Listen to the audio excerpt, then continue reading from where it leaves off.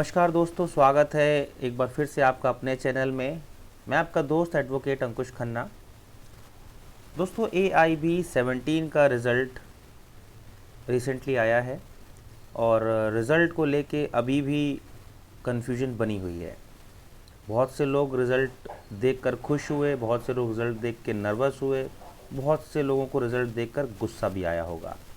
Definitely आपकी जगह कोई और भी होगा तो उसको गुस्सा आएगा, क्योंकि रिज़ल्ट जिस तरह से एक्सपेक्ट किया जा रहा था उस तरह से रिज़ल्ट नहीं आया है। बहुत अच्छी बात है कि अगर आप पास हो गए हैं और आपका रिज़ल्ट के आगे आपको पास शो कर रहा है, मगर अगर वो फेल शो कर रहा है तो आपको थोड़ी और मेहनत की ज़रूरत है। लेकिन बहुत से लोग ऐसे हैं जिन्होंने रिज़ल्ट चेक किया तो उनके रिज़ल्ट के आगे ना तो पास लिख के आया ना तो फेल लिख के आया। उसमें कुछ इस तरह से ऑप्शंस आए: candidate result with held due to incorrect, no enrolment certificate being uploaded. तो रिसेंटली दोस्तों, बार काउंसिल ऑफ इंडिया ने एक नोटिफिकेशन जारी किया है, आप देख सकते हैं स्क्रीन पर। इसमें क्लियरली सारी चीज़ें मेंशन है। सबसे पहली चीज़ कि आप जब भी अपना रिज़ल्ट चेक करते हैं तो आपको याद होगा आपने एक यूज़र आईडी और पासवर्ड बनाया था जब आपने अपना एडमिट कार्ड डाउनलोड किया होगा। तो आपको as it is same user ID और पासवर्ड डालना होगा। अगर आप इसमें से कुछ भी गलत करते हैं तो वो आपका रिज़ल्ट नहीं खुलेगा।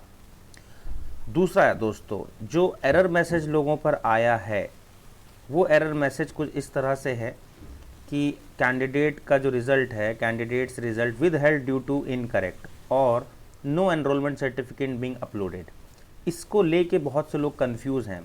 तो देखिए, मैंने इसको बोल्ड किया हुआ है, जो रेड बॉक्स के अंदर है उसको आप ध्यान से देखिएगा। मैं थोड़ा सा जूम करूंगा इसको।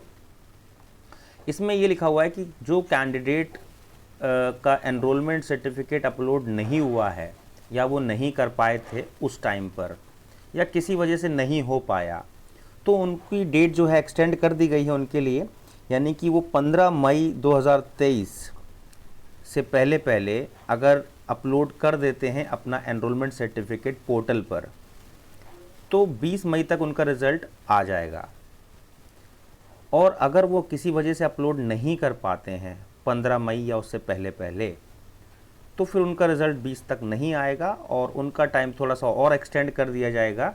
यानी कि अगर वो 20 मई तक भी अपलोड कर देते हैं तो 30 मई तक रिज़ल्ट उनका डेफिनेटली आ जाएगा।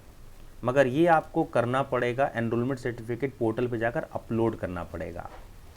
अब आपके मन में क्वेश्चन ये होगा कि अपलोड कैसे किया जाएगा, उसमें ऐसा कोई लिंक नहीं आ रहा है। तो आप थोड़ा सा पेशेंस रखें, लिंक आ जाएगा। उसमें थोड़ा सा टाइम लगता है इसमें, तो जैसे ही लिंक आ जाएगा आप डेली चेक करते रहें। लिंक आने के बाद तुरंत अपना एनरोलमेंट सर्टिफिकेट को अपलोड कर दें।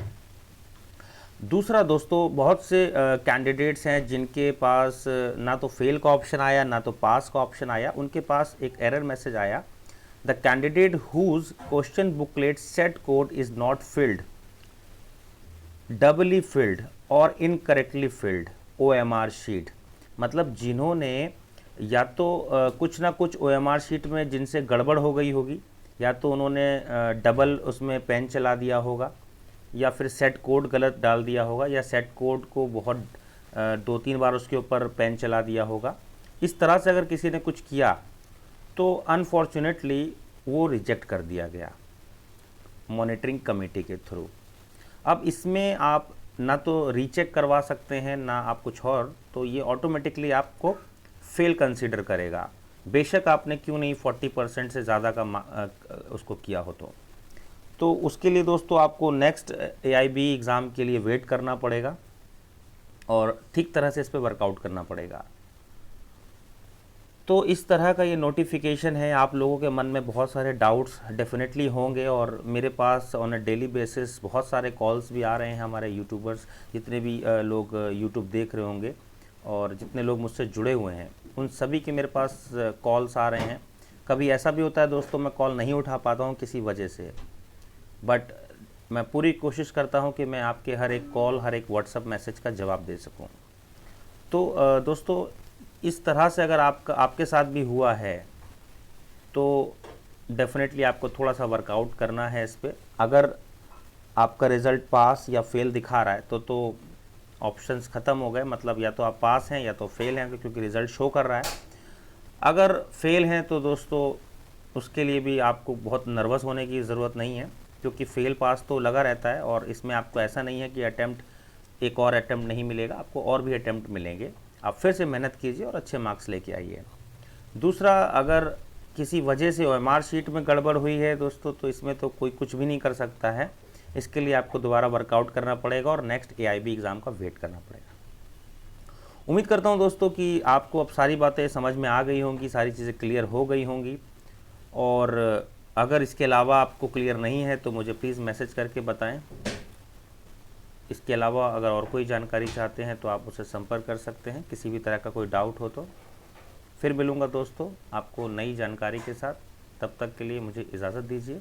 धन्यवाद।